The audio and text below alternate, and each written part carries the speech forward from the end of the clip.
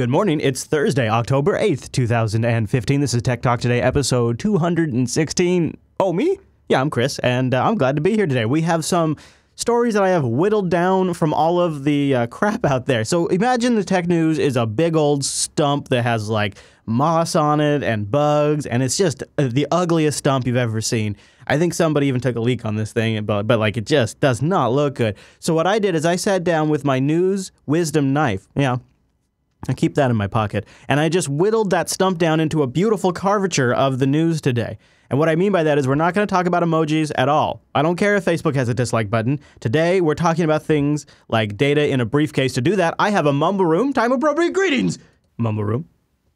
Hello, hello. All right, so check this out. You guys know that Amazon has AWS, and there's a lot of different features of AWS, and one of it is big data storage. But what do you do when your data is so big that you don't even want to be able to, consider uploading it? Like that would be an insane. Say you got terabytes of data, and you just uploading it is not a good idea, but you need to get it up on AWS.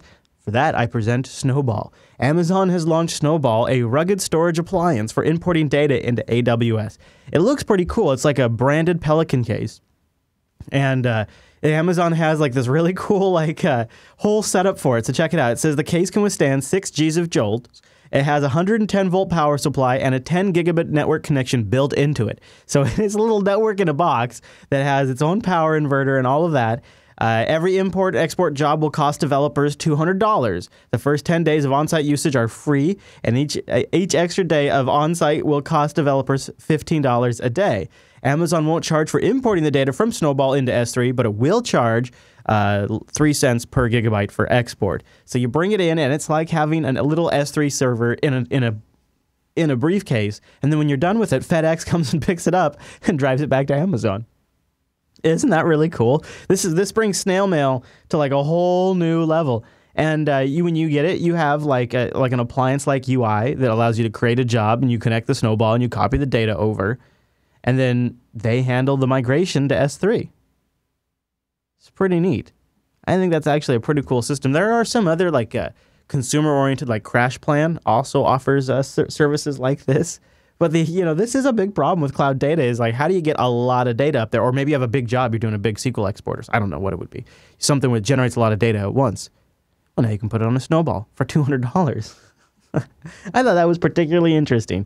And you can find links if you want to read more in the show notes. Now, I hope nobody in the Mumble Room just got themselves a Dell XPS 13 or 15 laptop, because this did happen to people in our subreddit, because Dell just announced refreshes on the Dell XPS line, and they announced a hybrid 12-inch tablet like our friends at Microsoft, only probably with a little bit different of a build. And one of the things that jumps out at me right away is now the XPS 13 is capable of going up to 16 gigabytes of RAM, which is what really burns people, I think, on our subreddit, is they were kind of locked in, I think, at 8, maybe? I'm not quite sure. These XPS laptops, I have the original XPS 13, well, the previous generation, I guess. And it has that infinity edge display, so they can fit a 13-inch display, a 13.3-inch display, and an 11-inch housing. And it just is super sharp resolution. And it's actually a pretty nice laptop. I do recommend it, and especially if you have a later version of the Linux kernel. Anybody else looked at these XPS laptops in the Mumble Room before? Considered them or bought them, perhaps?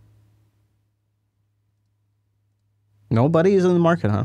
They're nice laptops if you guys want to consider. They resumed the version that ships with Ubuntu as well. So you can get them preloaded with Linux, which is nice. And this is something else, by the way. It's just a small thing, but it's in this picture right here. Little battery meter. You tap that button, and it boop, boop, boop, boop, boop, reads out how much battery is left on stored in the battery. And that is really a nice feature when you just want to check your machine really quick. So Imacon says, I want this, but I don't know why they're going Thunderbolt 3 and not USB-C. Good question. That is an interesting observation. They are doing that. They're also doing PCIe storage, which is very nice. And like I mentioned, the 4K resolution screen. Thunderbolt 3 uses the same Type-C connector as USB 3. So I wonder if that means they'll also support USB 3 in the Thunderbolt. Because the Thunderbolt controller could probably do that, right?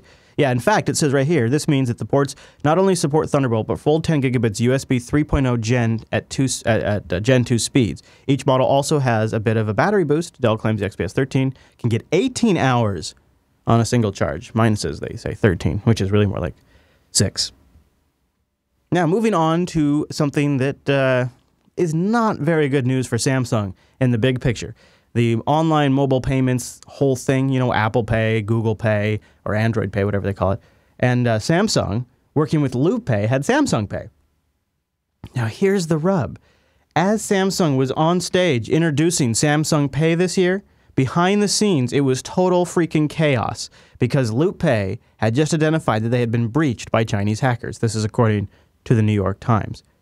This is a hell of a story. So as early as March, the hackers, alternatively known as Kasusodu Group or whatever, or some people also call them Sumshock, had breached the computer network of Loop Pay, a startup in Burlington, Mass., and it was acquired by Samsung in February for more than $250 million. Now, according to several people briefed on the still unfolding investigation, as well as direct quotes from Samsung and Loop Pay executives, the attackers are believed to have broken into Loop Pay's corporate network, but not the production system that helps manage payments. That seems like a good thing. That was according to Loop Pay's chief executive and co-general manager, and the co-general manager of Samsung Pay. They said that security experts are still looking through Loop Pay's system, but there have been no indications that the hackers infiltrated Samsung systems or that the consumer data had been breached.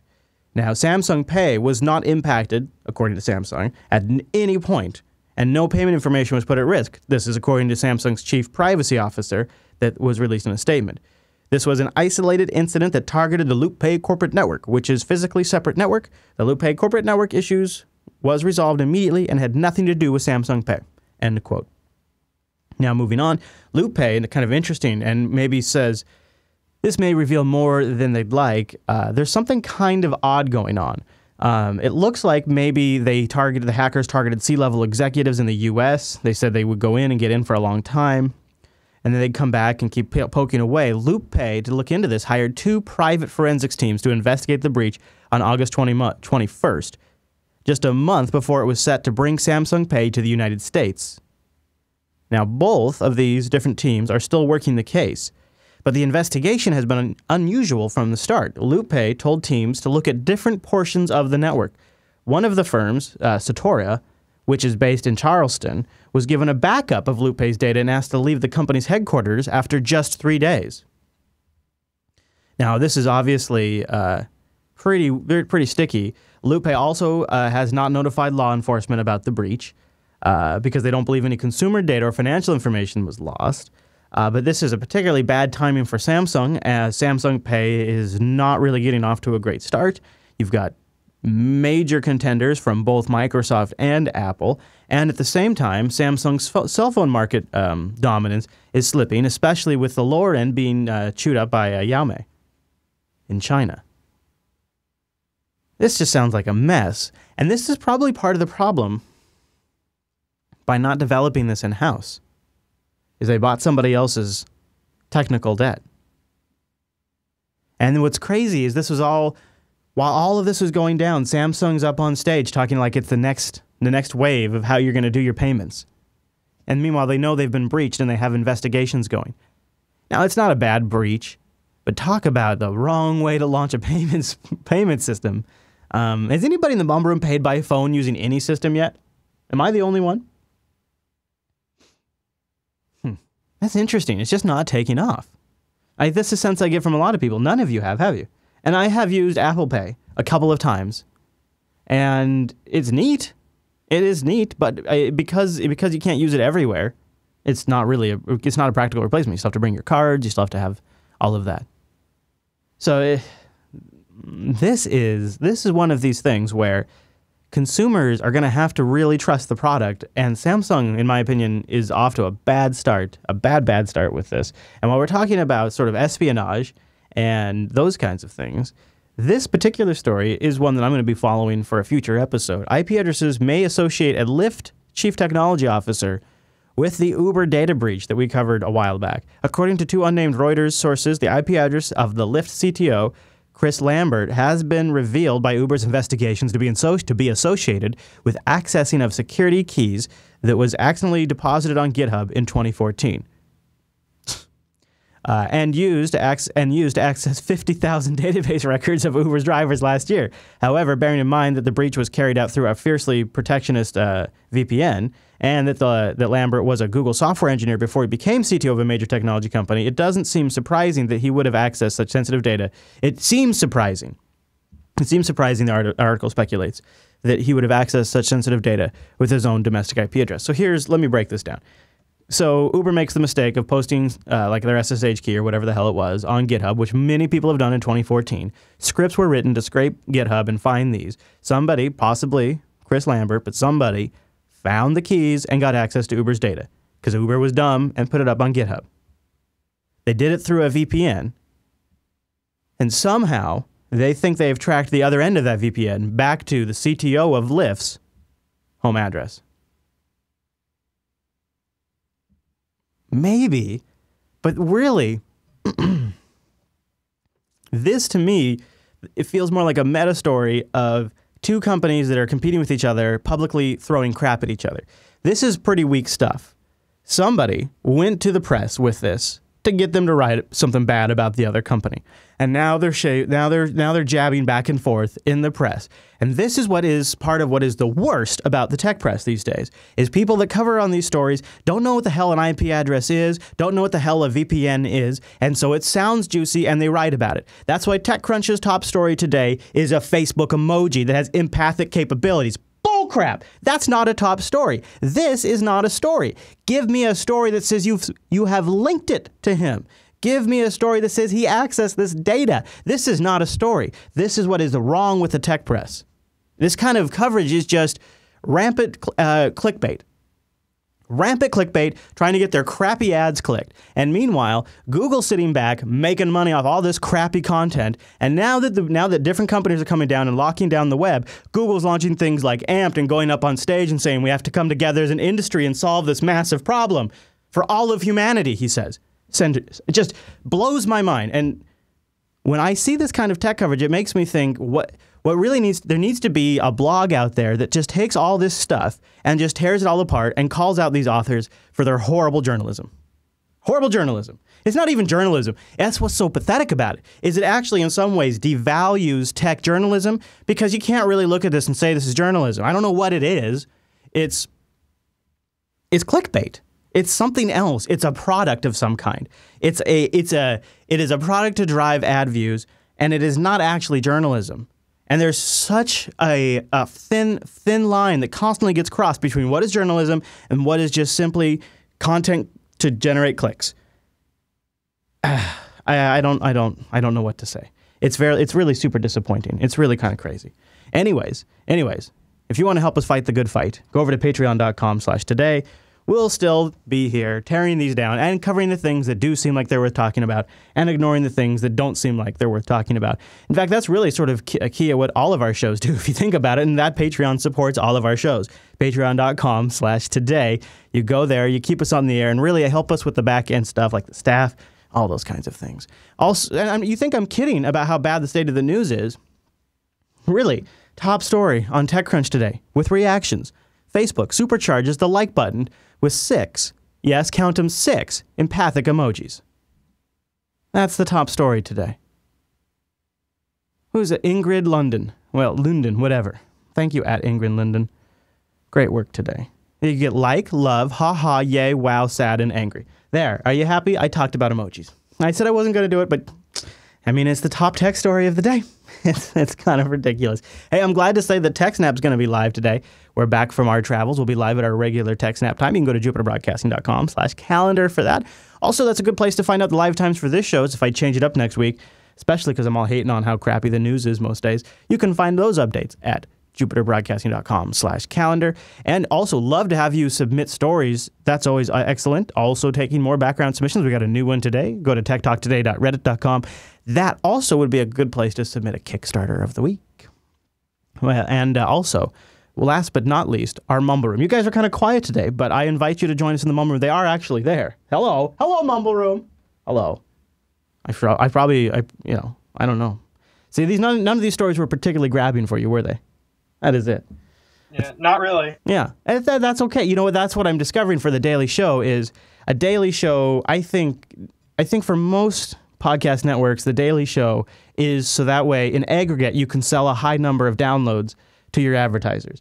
You see, because a daily show individually, because it's daily, doesn't have as many listeners because that's just overwhelming for most people. But if you sell them the aggregate number from the entire week, that's actually a pretty well-performing show. And that's what, trust me, that's what podcast networks do. And then there's the other side where you have like the Tom Merritts out there where they have such an established daily fan base that they can easily support that kind of show on Patreon. But he has a much more built-out discussion panel, so they can take less interesting stories and milk them for a little more content than you normally can. So he has a good setup there. But see, really, this show really depends on interesting topics that are worth talking about, not just from my standpoint, but also from the Mumble Room standpoint. And the truth of the matter is, with so much bad journalism out there, quote-unquote journalism, or really click content generators, or click generator content, whatever. There's a phrase in there I'm working. Whatever that you call that, there's so much of that out there that actually makes up the tech news that when you break it down on a daily basis, there's so much stuff that just doesn't matter. And that's what drives me crazy. I like being here every day with you guys, but then the actual stories themselves, it's like, ugh, I feel ridiculous even having to talk about them. So check out this calendar next week. I'm going to probably toy with the format just to try to make it so when we show up, there's something worth talking about. Because otherwise, I mean, it's a bunch of people trying to get clicks on advertising.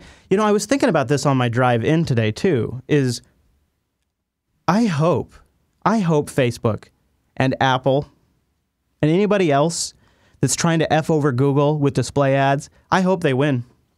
I hope to God we get some sort of answer to this problem, because I think display ads, I used to take a totally different stance. My thought was display advertising on the web makes it possible for people to make a little bit of money off the content they create, and it keeps good content around. And I was thinking that in the terms of, how-tos and tutorials and that kind of, good content that's great for written stuff on the web.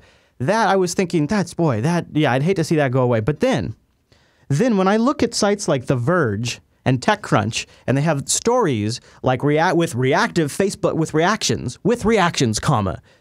I love a comma in the title, by the way. With reactions, comma. Facebook supercharges the like button with 6 empathic emoji. If we didn't have display advertisements, now I'm blocking most of them because I have Privacy Badger, but of course there's a big one right there on the right next to that photo that isn't displaying right now, a big one. And if we didn't have that kind of stuff, I don't think we'd have stories like this. I don't think the tech press would be so desperate to circle jerk companies like Google so that way they can eke out any bit of information. I don't think it would be as much of a problem. I, in some ways, hope that display advertising shrivels up.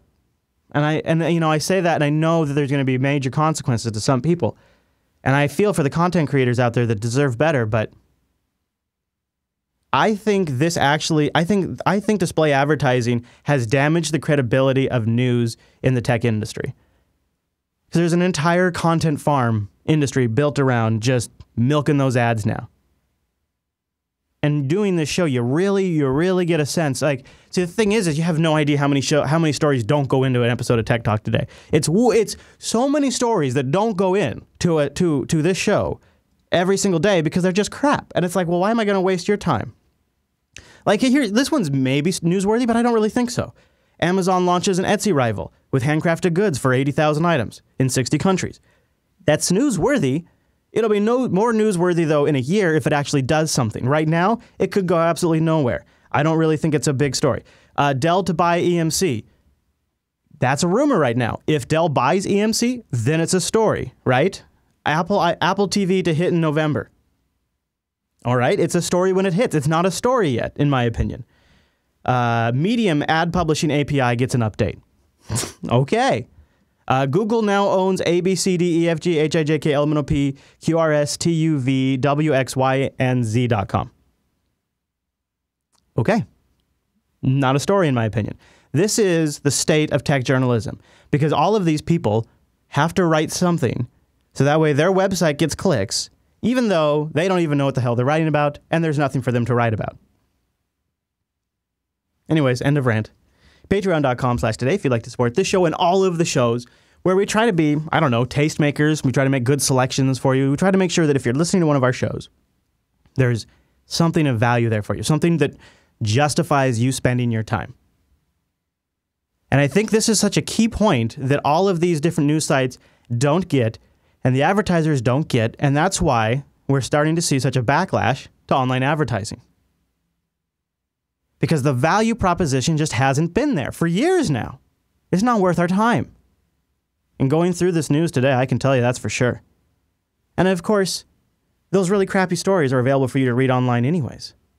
So really, the stories we want are ones that are worth discussing and having a conversation and you have some insight into.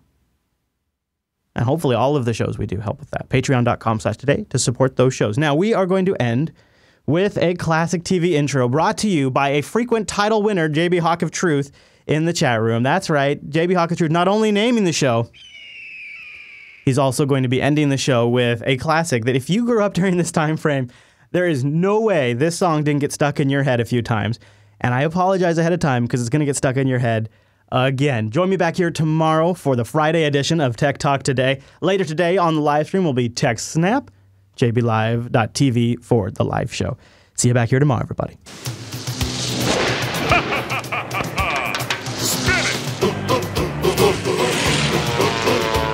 Let's begin.